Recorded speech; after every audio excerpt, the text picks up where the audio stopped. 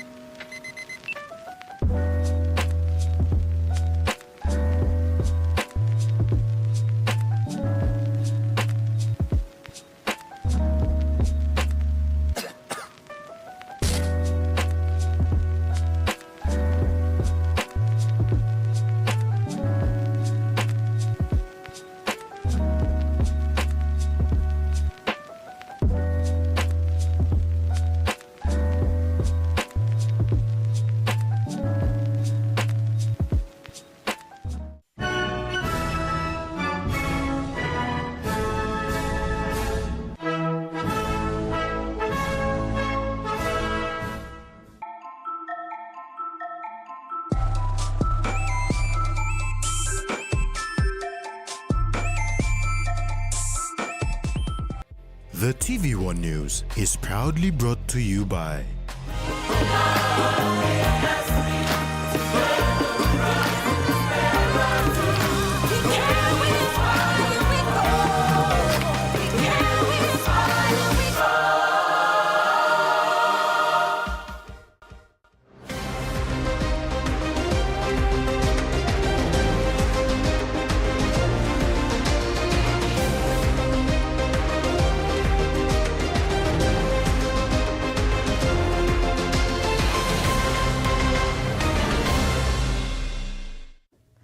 Hello and welcome to another edition of TVWAN News. I'm Carol Kidu Jr.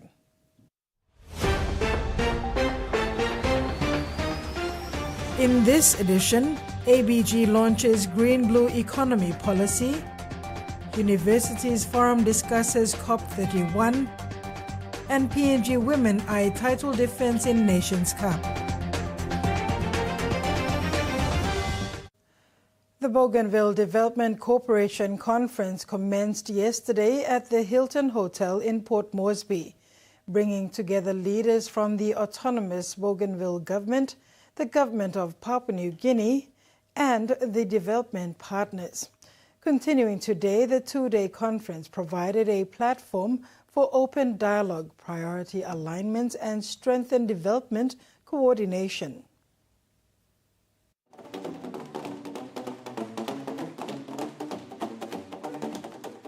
The autonomous Bougainville government officially launched its Green-Blue Economy Policy recently, marking a milestone in Bougainville's journey towards sustainable development and environment protection.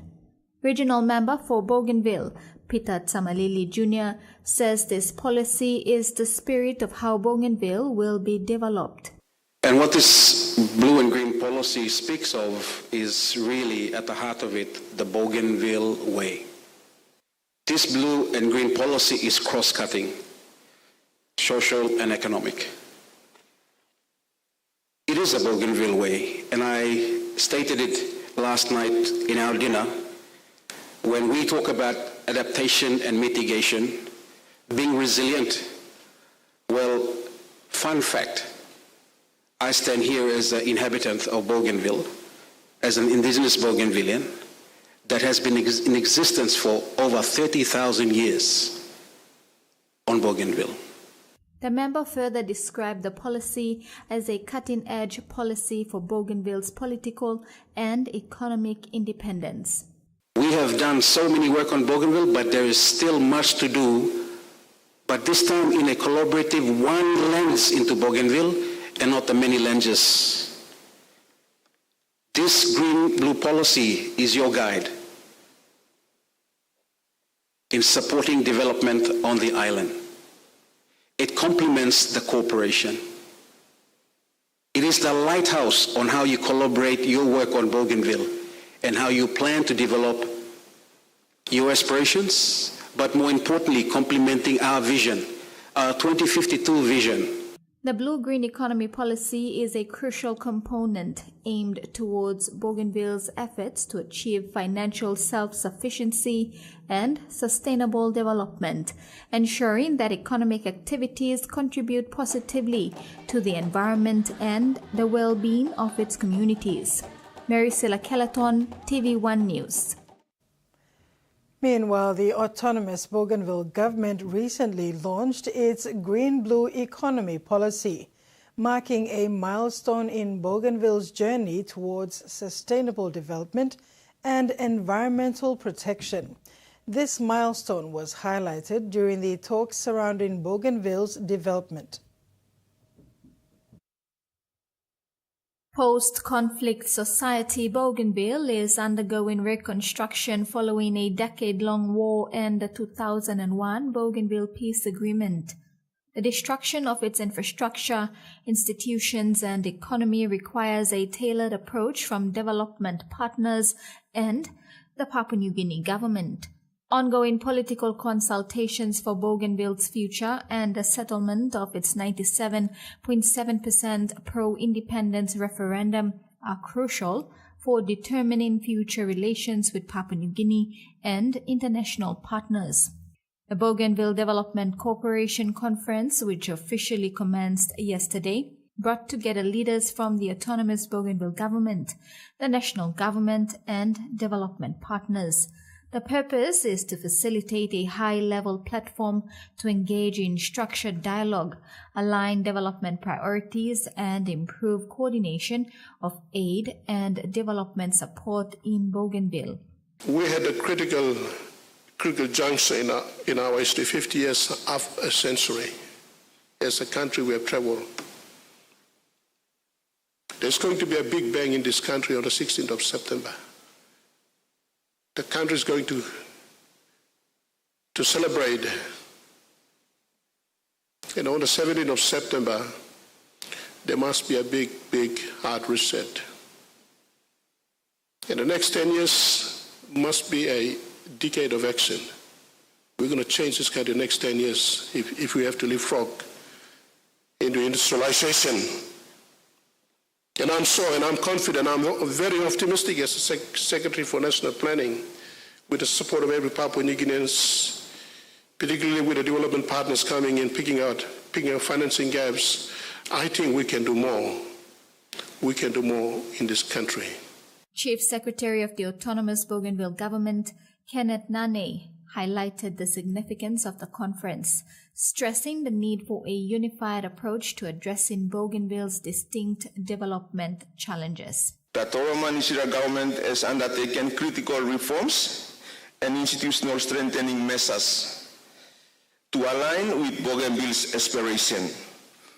As such, we aim to engage more fruitfully and thoroughly with development partners through an approach that will improve productivity and efficiency in resourcing and service delivery. The conference aims to reshape development cooperation to be strategic, impactful, and supportive of Bougainville's self-determined goals.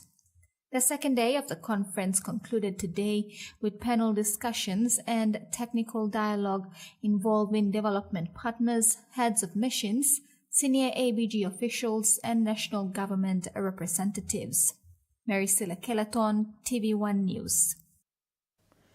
The Green Climate Fund has approved projects worth more than $300 million that will protect forests in Papua New Guinea, promote sustainable fisheries in St. Lucia, and help grow Africa's Great Green Wall.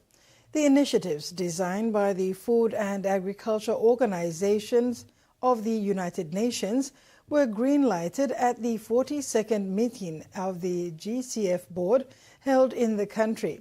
It represents the highest value batch of such approvals to date.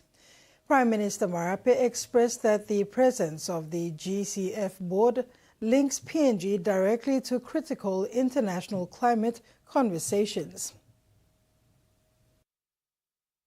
I am very mindful. We have a climate change conversation in our country, in our city right now. I've indicated to the Green Climate Fund meeting that is happening. Papua New Guinea's carbon footprint is very minimal. In fact, we are carbon negative. We emit, our carbon footprint is around 10 million metric tons. Currently, we absorb over 100 million metric tons.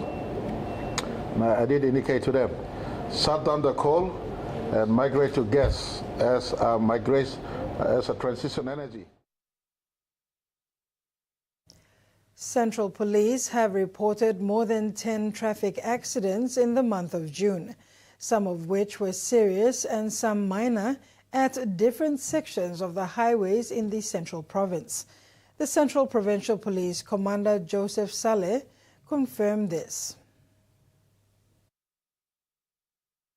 The highest number of accidents were reported along the Magi Highway within the month of June, says Central Provincial Police Commander Superintendent Joseph Saleh. He said other accidents were reported along the Hiritano Highway, as well as Lealea and Sogeri Road. According to police reports, there were 4 accidents reported between Barakau and Gaire on the same stretch of road where a construction company was working. Another accident was reported at Porabada village, one more along Sogeri Road, and others were along both Hiritano and Magi Highway. All happened in the month of June. PPC Saleh said from general observation, the road conditions along the highways are one of the main causes of accidents. Others are caused by the driver's carelessness.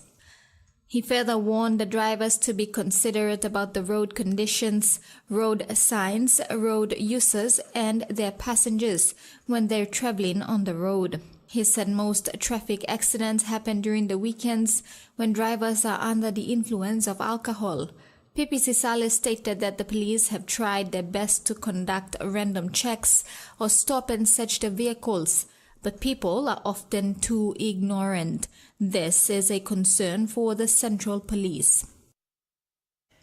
A payroll monitoring officer employed with the Department of Finance was arrested and charged on Tuesday, July 1st, 2025 for illegal offline salary payments in the National Capital District Provincial Health Authority's Alesco government payroll system. The officer was charged with 1 count each of conspiracy, abuse of office, and misappropriation of funds amounting to 1.9 million kina under the Criminal Code Act. The officer, named is from Hela Province, was employed by the Department of Finance as a payroll monitoring officer and deliberately signed off fraudulent batches from the NCD-PHA salary section on pay number 13 of 2023. The salaries were credited to the various BSP accounts of 11 staff from the NCD-PA.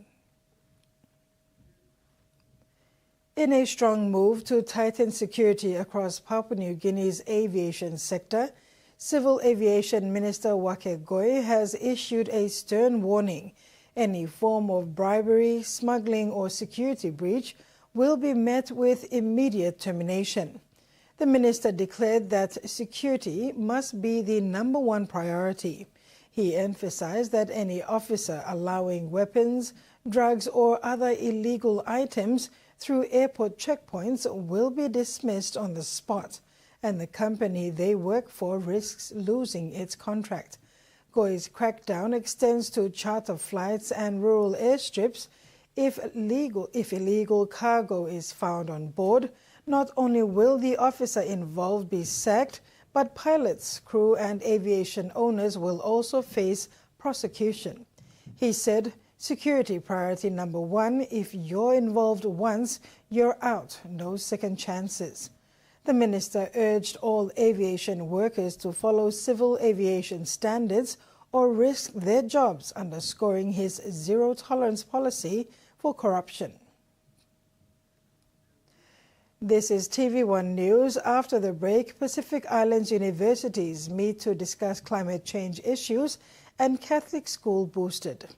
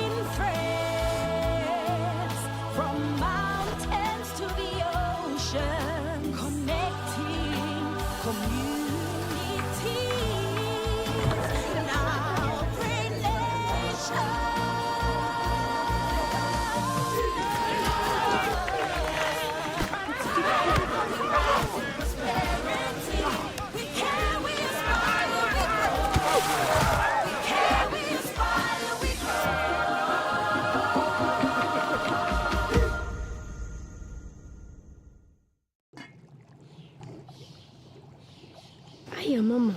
You wait then, but me add him special flavor. Put in more flavor, put in more taste. Magic Kakaru, get up and big smile on face. Time for Kim chicken, a great kumutu. Sip, sip, the moo, yes, magic on you. Maggi, the taste P&G loves.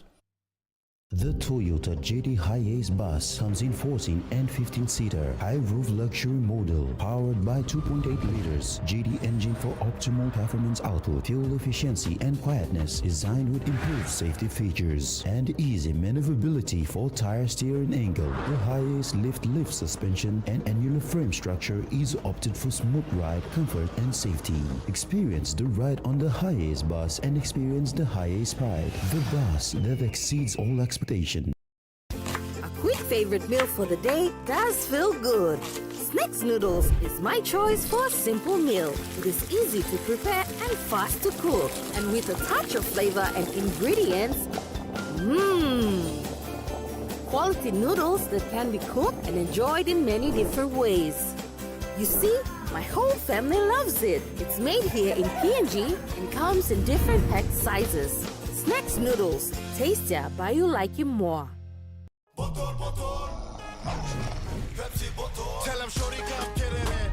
Come grind on me, but met it in. Mommy get loose, get loose, get loose. Pepsi in my hand, ice cold, no excuse. I tell him who's gonna bring the groove down. Pepsi with the fresh sound. Tell him who's gonna bring the groove down. Pepsi with the fresh sound. Pepsi, give me some Pepsi bottle. Pepsi, you like it? Pepsi, you like it? Pepsi bottle. Right hands, Marty, away to Preston, that's Wyndham through the middle of the field. It's a try to Jacob Preston. Rolls it in, and Staggs is there. Staggs scores. Brisbane score with their first opportunity. And Dummy and Ryan Talani, another brilliant tackle by Connor Tracy. How good has he been? Outstanding. Draws in defenders, a crossing. It's looking for the sideline. It's a Sire Carroll party.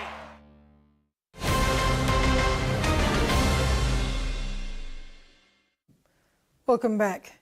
High-end discussions continued into the final day of the 6th Pacific Islands Universities Regional Network Conference at the PNG University of Technology in Lae, Moribe Province. Starting day 3 of the conference was a plenary session on the world's most important annual climate change summit, COP31. With the effects of climate change being felt around the Pacific region, Australia, in partnership with the Pacific, is bidding to host a major global climate conference. Conference of the Parties, or COP, to the UN Framework Convention on Climate Change is an annual event that brings together member countries to assess and advance efforts to combat climate change. Both Australia and Turkey are bidding to host COP31 in November 2026. The 6th Pacific Islands Universities Regional Network Conference at the PNG University of Technology in Lae delved into the subject with the Deputy Head of the Department of Pacific Affairs at the Australian National University, Sala Dr. George Carter, said the COP31 campaign by Australia and the Pacific is an equal opportunity. Now, Australia could host it by itself. Australia could have hosted it with Indonesia. Australia could have hosted it with Southeast Asia. Or Australia could have hosted it with one Pacific Island country, but it hosted it with the region. So that's the bid that we have. It's an equal opportunity. And what we've been arguing over the years, that this is a platform for the Pacific. Not just Pacific states, Pacific civil society, Pacific universities, Pacific private sector, Pacific individuals, Pacific leaders, to go inside these negotiations and shape it. Now, you may not be able to be in the thick of the negotiations. That's a whole different agenda. But 75% of the conference is the World Global Expo on climate change. And this is where we say the wheres and deals and sort of the opportunities for organizations, companies come through in building those relationships. And that's we have at the present. At the moment, the reason why the bid hasn't been formally announced, and you'll see it in the news, I've been talking about it in the last couple of weeks, is because Turkey is still in the run to wanting to host. So it's a bid between Turkey and Australia Pacific. However, Australia Pacific has all the support within the group that should be selecting this. The Australian National University has organized and mobilized COP31 Alliance of the Universities, with Dr. Carter saying the over 30 universities that are part of the alliance come together to share ideas, expertise, and also try to see how they can shape the agenda. However, a critical voice is missing, and that is of the Pacific universities. He urged the universities from the Pacific to join them in solidarity and shape the global conversation around climate change in the Pacific. Kamala Guare, TV1 News, Lae. Papua New Guinea's tourism sector took a major digital leap forward this week as the Tourism Promotion Authority and PTI Australia hosted the ADT PNG Digital Tourism Workshop in Port Moresby. Over 100 tourism operators explored digital marketing, secure payment tools, and booking systems. PTI's Tim Martin said digital tools are vital for global competitiveness. Martin emphasized, saying digital transformation is not a luxury, it's a necessity. Maleta Tokwa Kwasi of the Milne Bay Tourism Association applauded the workshop and urged that such training be extended to rural communities. She said that our grassroots tour operators deserve the same access to digital tools to grow their business.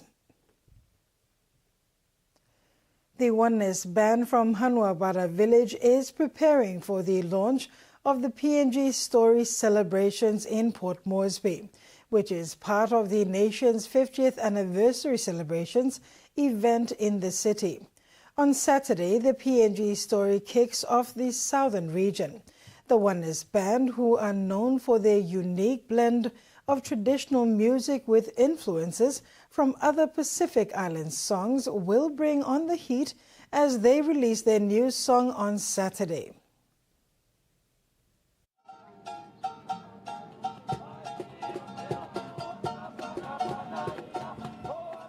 A band from Hanuabara village in the nation's capital is making waves in other Pacific Island countries, especially in the Cook Islands.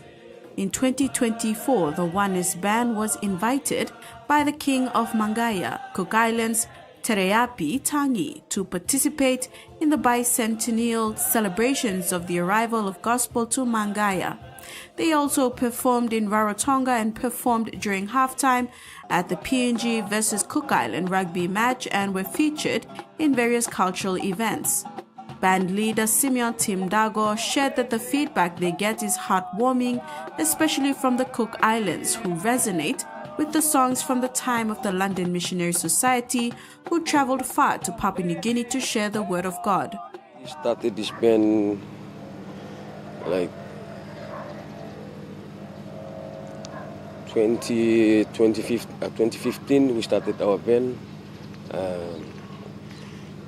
Why we call ourselves Oneness is, as many of us, the reason is many of us came from different denominations, like we came out from the churches. That's why we call ourselves Oneness. And the other thing is what we are doing right now, we're trying to bring the Pacific vibe together in Papua New Guinea.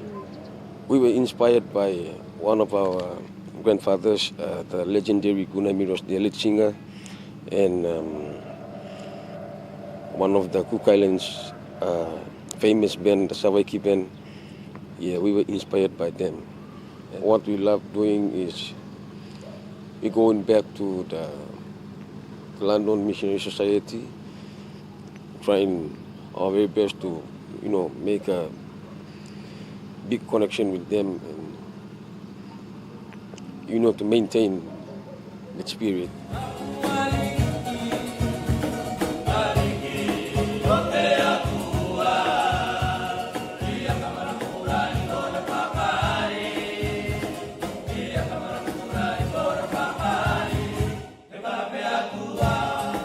The band is set to drum on at this Saturday's PNG Story event at the Sir Hubert Murray Stadium in Port Moresby.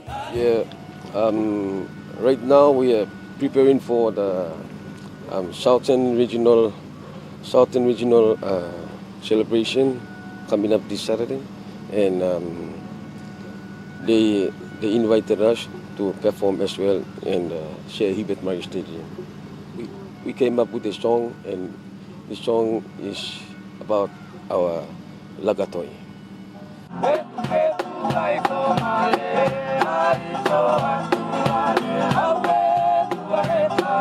Jasmine Erojak, TV1 News. LaSalle Technical Secondary School in Hohola, Port Moresby, marked a historic milestone on Tuesday with the official opening of 8 new classrooms by the Archbishop of Port Moresby, Archdiocese Sir John Cardinal Ribat. It has been a long-term vision for the school to have more classroom buildings due to the increase in school population over the last 2 years.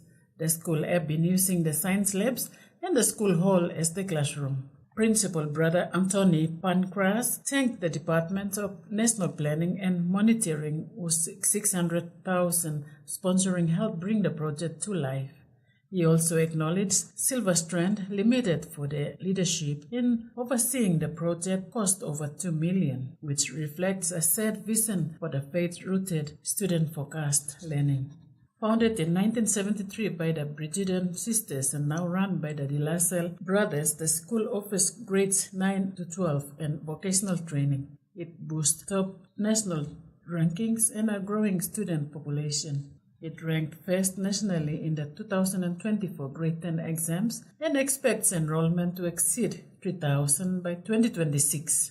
LaSalle's curriculum blends academic excellence with TVET pathways, producing over 100 workforce-ready graduates each year.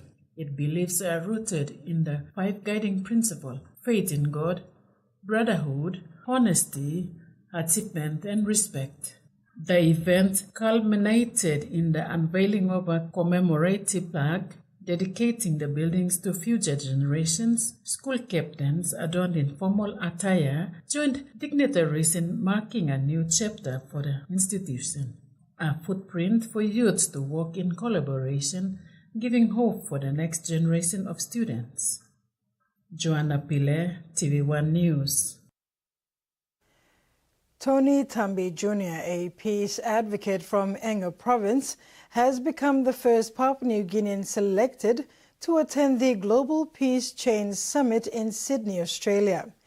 Tambi joined over 100 delegates from more than 40 countries and was one of only 20 fully funded participants. A frontline humanitarian with the ICRC, Tambi shared powerful stories of community-led peace building in PNG's conflict-affected highlands provinces. Tambi also led presentations, cultural exchanges, and joined a symbolic peace walk in traditional attire, proudly representing PNG.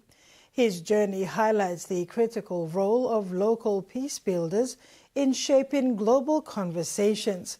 He said this opportunity has allowed him to share Papua New Guinea's story of resilience and community-led peace building. It reaffirmed that even in the most remote and conflict-affected areas, local leadership and dialogue can build bridges. And now for the finance news. The kina closed unchanged at $0.2424 in the interbank market. At Bank South Pacific, our kina was buying $0.2349 $0.3538 Australian dollars, $0.1910 euro, and 33.36 Japanese yen. Looking at commodity prices at New York close, gold and crude oil closed higher, coffee, cocoa, and copper closed lower, and copra and palm oil closed the day unchanged. And on the stock market, the Dow Jones closed lower, the ASX closed lower, and all ordinaries closed the day lower as well. TV1 News continues when we return. Stay tuned.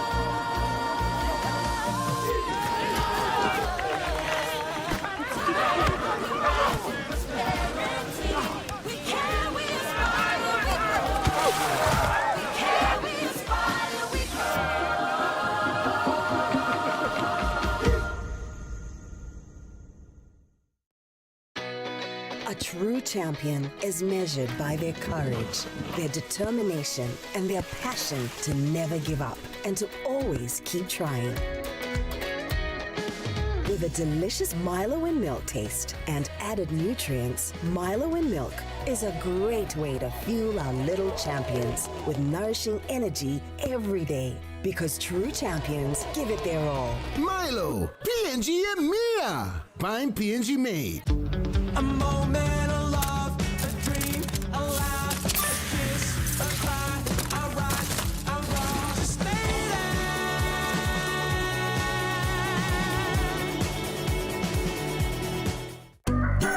For Simon, life is simple. Dreams seem distant, yet hope remains.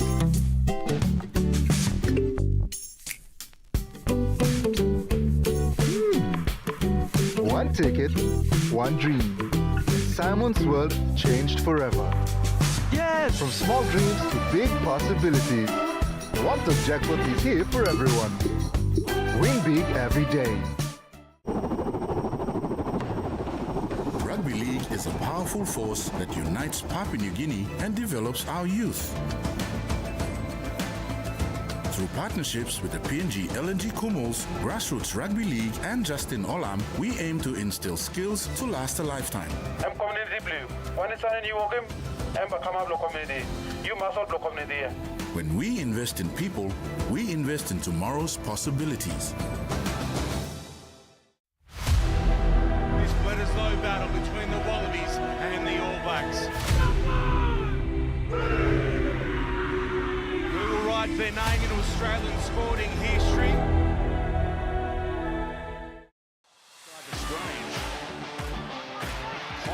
Oh, Sasaki! Still, look at this. Flanagan decides to run and get there for St. George Illawarra. Robson. Oh, lovely. Dummy to the right. Drinkwater was there on the left. It opened up. And Scott Drinkwater's here. Katara's there. The captain gives it to Leedy.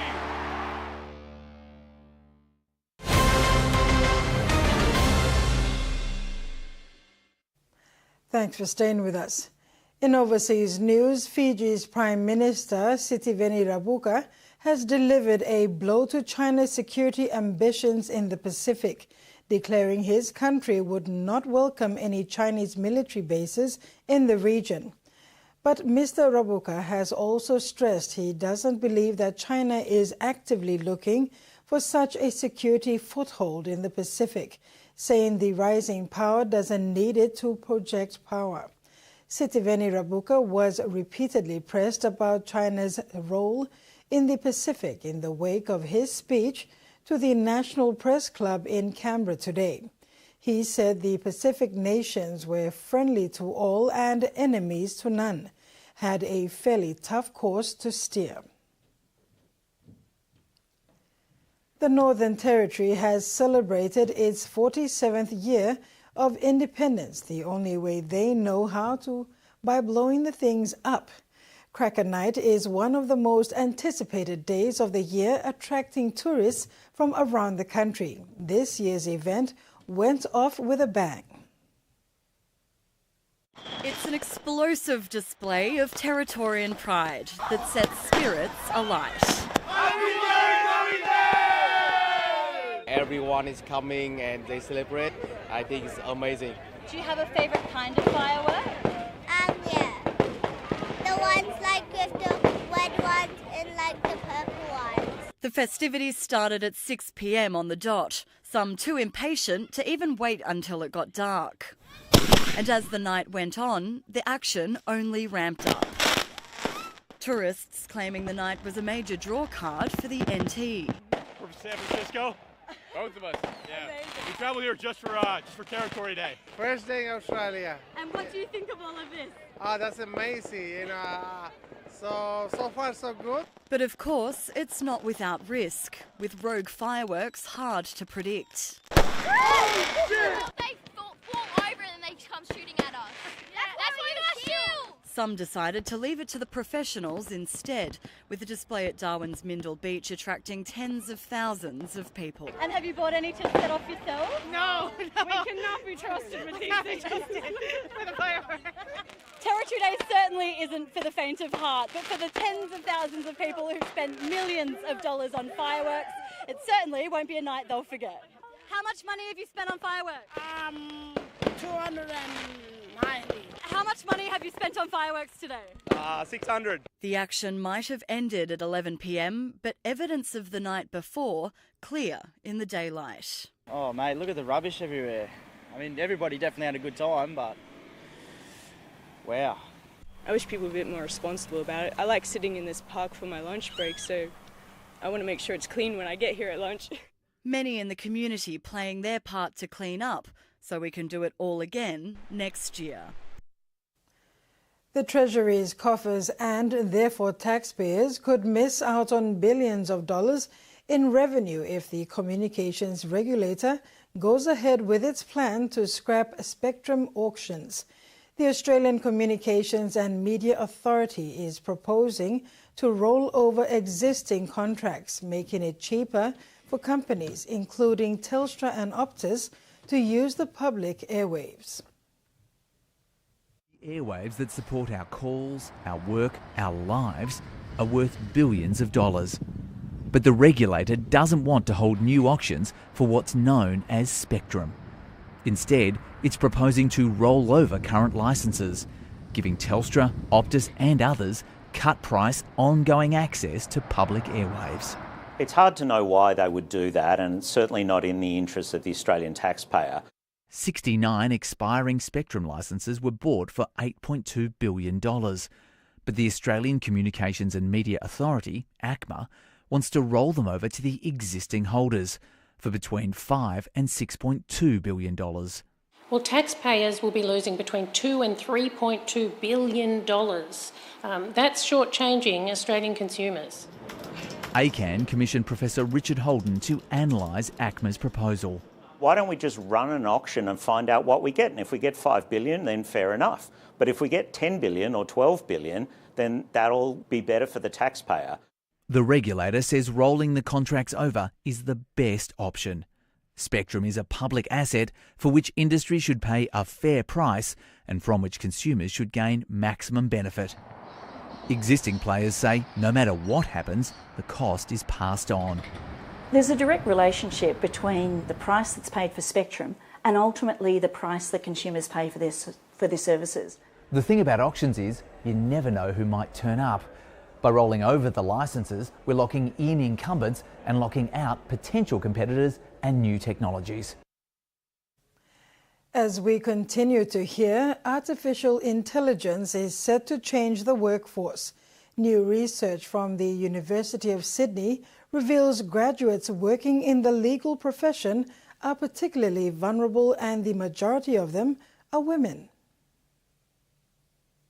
Profession and have done for about a decade.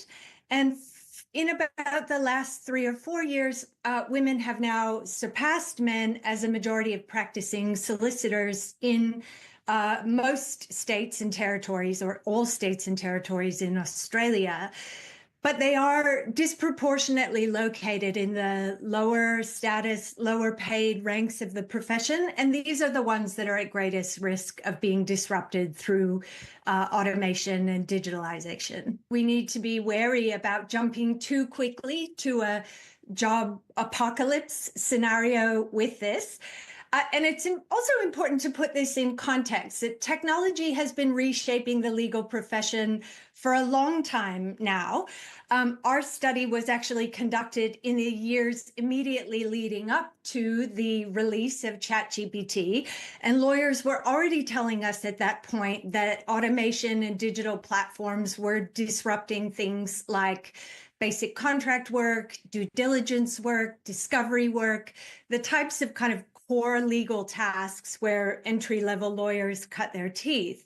That is being accelerated by artificial intelligence and large language models, but it is more reshaping the way legal work gets done rather than, at this point, replacing or displacing lawyers from those jobs.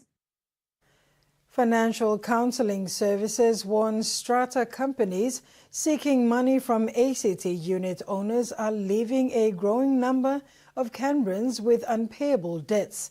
The figures form part of submissions to an ongoing inquiry into Strata management in the ACT, which is considering the merits of appointing a commissioner to oversee the industry.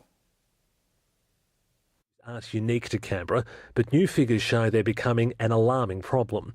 In the last financial year, half of all bankruptcies in the ACT were initiated by Strata companies chasing unpaid money from unit owners, while the national figure is just 12%. This is just leading to homelessness, mental health issues. An inquiry into the management of Strata properties in the ACT today heard for many the issues begin when they can't afford increases to their quarterly payments. Often people go to their Strata and ask to pay it off in instalments, and often the answer back is no. Once they fail to find money to pay their levies, then next thing they can be taken to court and they can end up losing their houses. Community organisation Care Financial Consulting argues the sector needs to follow other industries and offer a mandatory right to request payment plans. They also want a Strata commissioner to be able to rule on disputes. If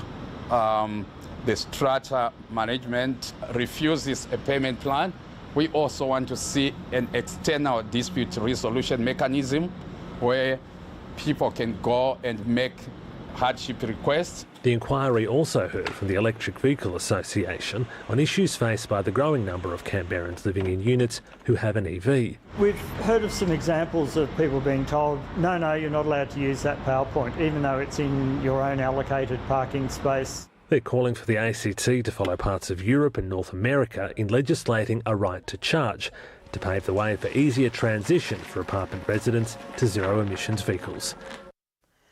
The outback Queensland town of Cunnamulla hasn't had an aged care home since 2020.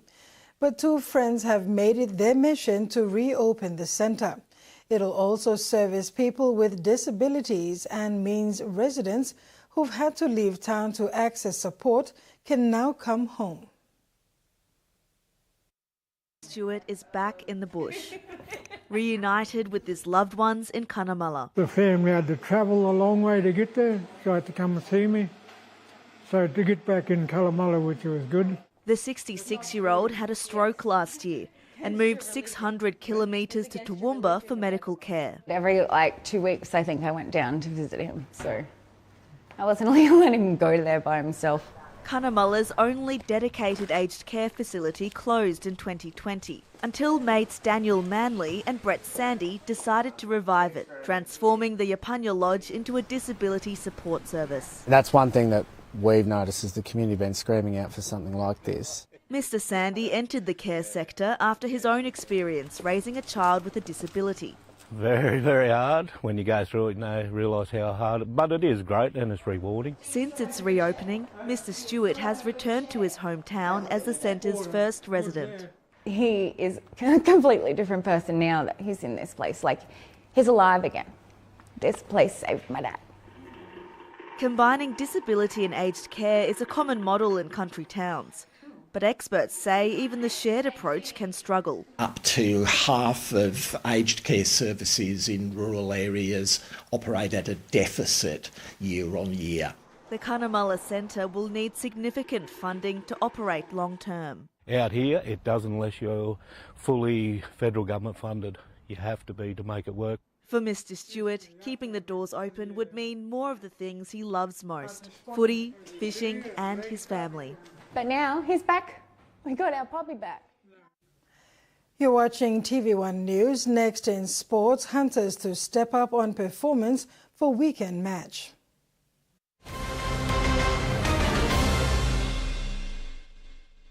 Did you know that you can get the latest updates on what's happening on the DTV app? 1. Open the DTV app. 2. Go to the profile on the upper right-hand corner of your screen and scroll down to push notifications. 3. Turn it on and you're good to receive notifications on the latest sports, TV series and movies. DTV, your TV on the go.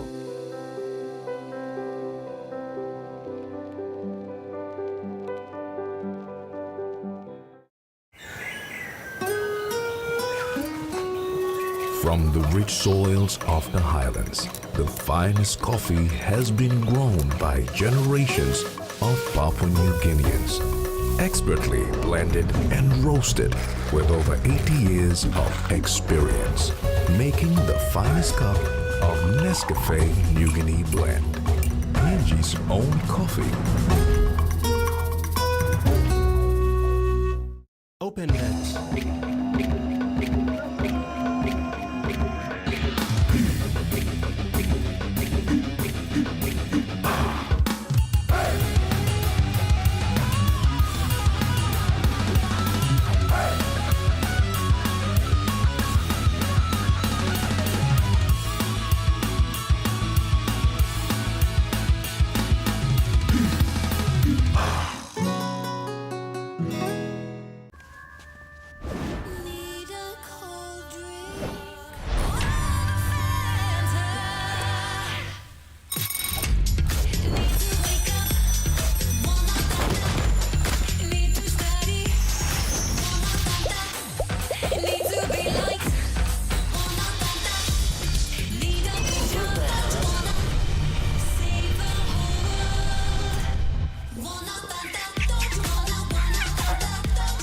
The PNG LNG project has now generated more than 30 billion kina for Papua New Guinea since production commenced. Nearly half of this amount has been paid as tax.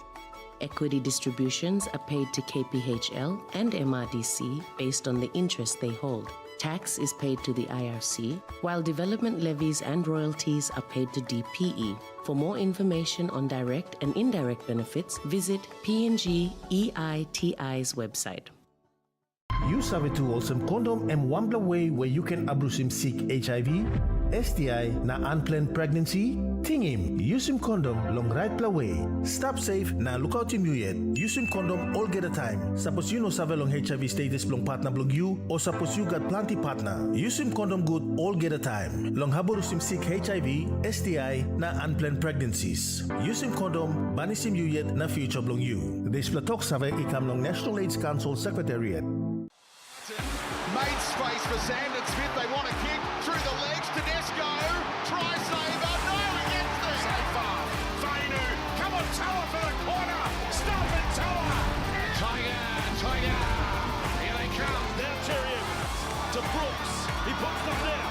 To Tom. Offloads to Sub. On again, Duncan. There we go again. Tallis Duncan, a quick fire double.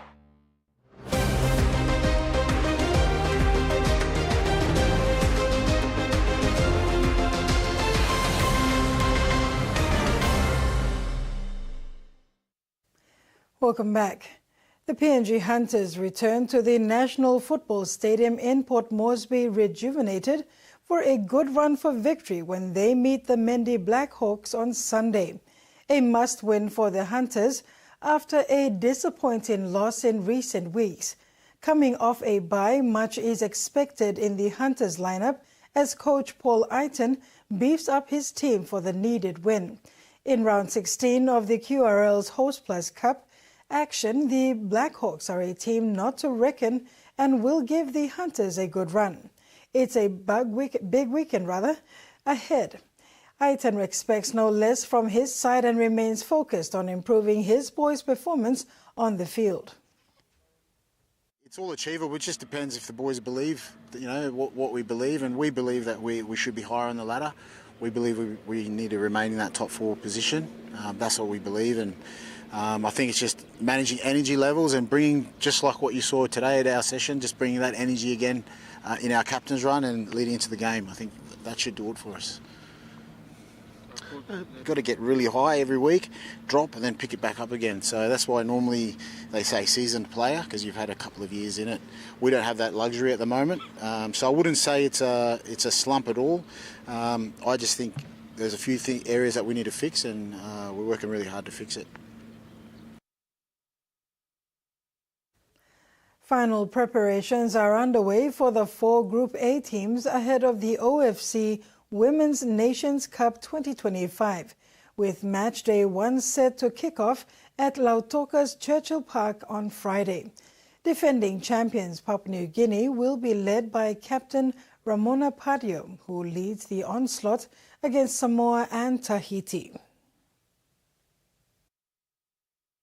Papua New Guinea's head coach Erickson Komeng, who recently led Hekari United Women to the final of the OFC Women's Champions League in Tahiti, returns to guide the national team as they defend the title they claimed in Fiji in 2022. Komeng admits it will be tough. It has been good after the 2 friendlies back home. The girls has been working on their fitness and intense session, and I think we're looking forward for it, and like I said, hopefully we can go better this time. I think it's mentally strong. Girls have to stay focused, stay disciplined, not know our goals and our achievements, why we are here. We just have to be know that not only we can win it, we are here to defend it, so we're looking forward for the tournament. Captain Ramona Padio returns to bolster the side from an ankle injury she suffered in the OFC Women's Champions League semi-finals and missed the recent Fiji friendlies, bringing experience and leadership back to the squad. But first-choice goalkeeper Faith Kasirai has been ruled out with a wrist injury suffered in training before the side departed for Fiji. Komeng is expecting a strong challenge in their opener against Samoa, who he claims have quality side, and the first match is important for PNG. Oh yes, Samoa has been clinical in the last how many games leading up to Nations Cup, and I'm sure Johannes put a good squad together. A lot of girls from based in New Zealand brought back to represent Samoa, and it's going to be tough for us. But like I said, we just have to focus on ourselves, and I think we can be better on the day. Samoa is led by head coach Juan Chang Urea, who has been instrumental in shaping the country's women's football program. Samoa brings a well-balanced team with a mix of youth and experience. Group A action begins on Friday, with the Cook Islands taking on Tahiti in the tournament opener, followed by defending champions Papua New Guinea facing Samoa in the second match of the day. Susan Oreape, TVWAN Sports. With 8 overseas-based players in the Fiji squad, the team is confident it can lift the trophy at the OFC Women's Nations Cup 2025, which kicks off tomorrow in Fiji. However, Fiji faces a tough challenge against the Solomon Islands, Tonga and Vanuatu.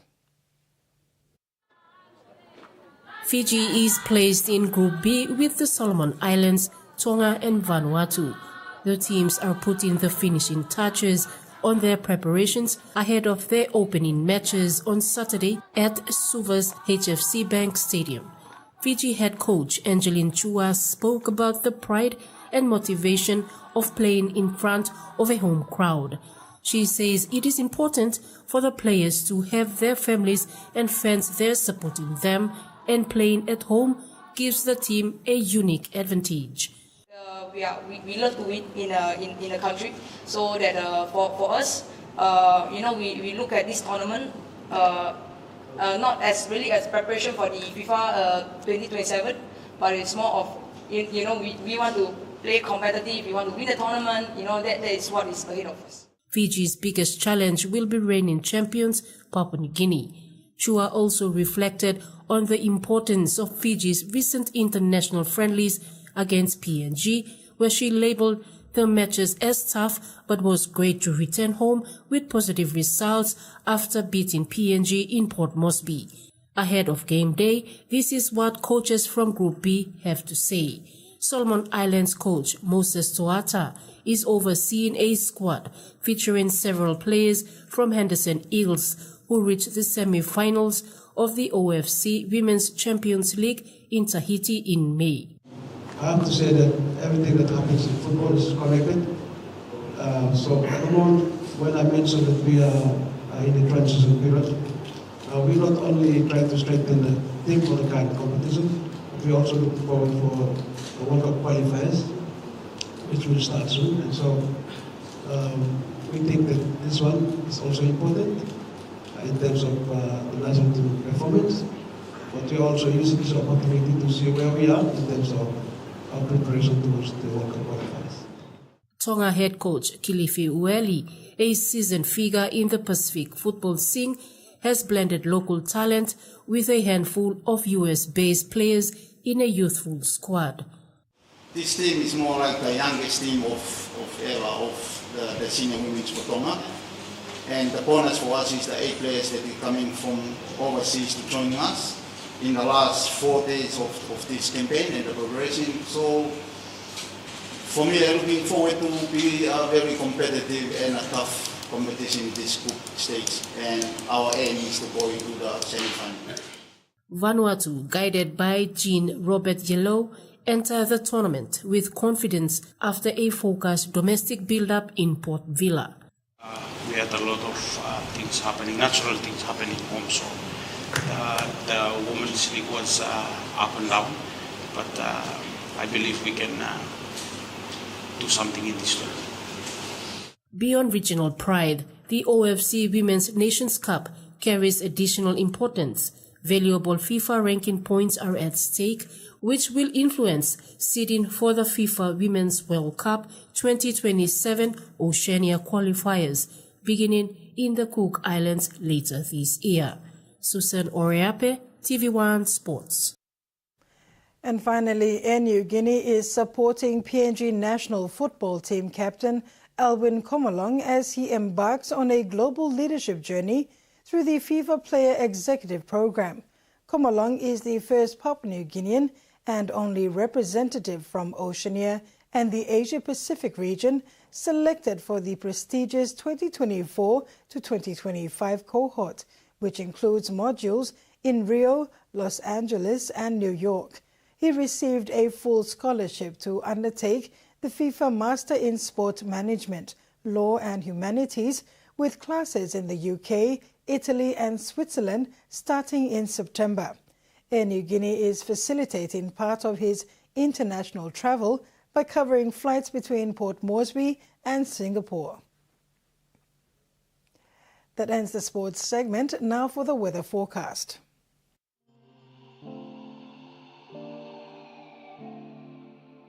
Southern region, Port Moresby, cloudy afternoon then evening with possible brief showers. Kerma and Alotau, cloudy periods with heavy showers, then rain and possible thunderstorms. Momase, Ley becoming cloudy with few showers and possible thunderstorms in the afternoon then evening. Wewak and Vanimo, cloudy periods with rain showers and possible thunderstorms. New Guinea Islands, Rabaul and Kokopo, partly cloudy with few showers and possible thunderstorms. Lorengau and Kimbe, partly cloudy with few showers and possible thunderstorms. Highlands, Mount Hagen, cloudy afternoon with some rain showers and possible thunderstorms. Mendi, Tari and Wabeg, cloudy periods with heavy showers then rain and possible thunderstorms. Oceans forecast. Coral seas moderate to rough with southeast winds of 15 to 20 knots, reaching 25 to 33 knots at times. Solomon Sea, seas smooth to slight with south to southeast winds of 5 to 15 knots.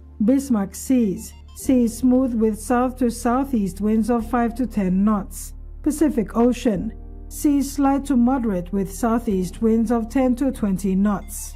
And coastal waters of southern PNG and Indonesian border to Daru to Kiwai Island to Port Moresby to Hood Point to Samari Island. Seas 1.5 to 2.5 meters, rising to 3 meters along strong wind warning areas. Waters of Medang to Wewak to Vanimo and northern PNG and Indonesian border, seas 0.5 to 1 meter.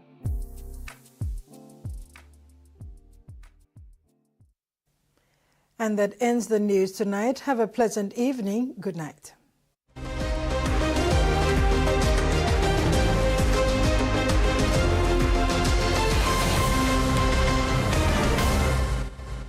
The TVWAN News was proudly brought to you by